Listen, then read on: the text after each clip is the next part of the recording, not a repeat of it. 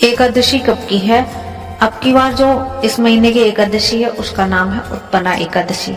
14 या 15 नवंबर को कब पड़ेगी, तो चलिए जानते हैं आज के इस वीडियो में।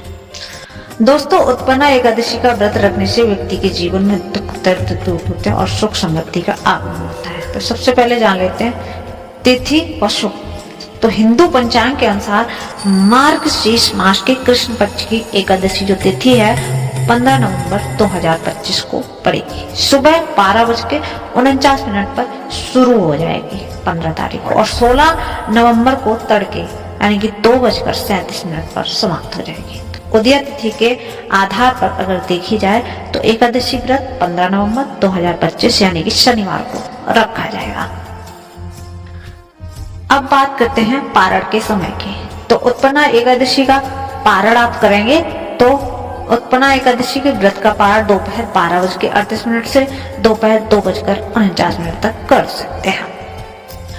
उत्पन्ना एकादशी के महत्व की बात करते हैं तो हिंदू धर्म में उत्पन्ना एकादशी का अत्यंत विशेष महत्व बताया गया है। पौराणिक कथा के अनुसार इस दिन भगवान विष्णु के अंश से एक दिव्य देवी का प्राकट्य हुआ था जिन्हें एकादशी का नाम दिया गया है। कथा के अनुसार जब भगवान विष्णु 4 माह की योग निद्रा में थे तभी मुर नामक एक राक्षस ने उन पर आक्रमण करने का प्रयास किया था। उस समय भगवान विष्णु शरीर में एक तेजस्वी देवी का उद्भव हुआ जिन्होंने मुरासुर का वध कर भगवान की रक्षा की।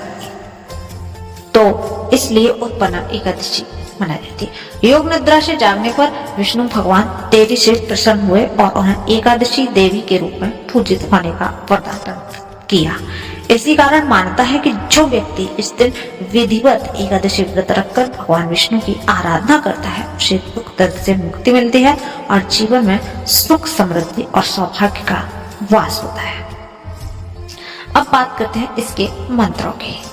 तो विष्णु के बीज मंत्र हैं ओम पम विष्णुवे नमः, ओम नमो भगवते वासुदेवाय नमः।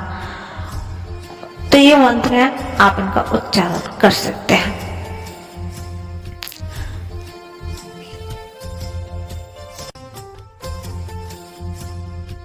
तो अब बात करते हैं हम उत्पन्ना एकादशी की पूजा विधि की।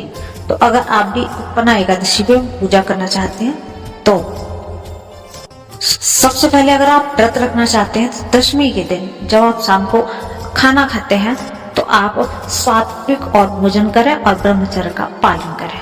फिर आप एकादशी को ब्रह्म मुहूर्त में सुबह उठकर स्नान करें और साफ कपड़े धारण करें। भगवान विष्णु के समक्ष हाथ में जल फूल और अक्षत लेकर व्रत का आप संकल्प ले सकते हैं।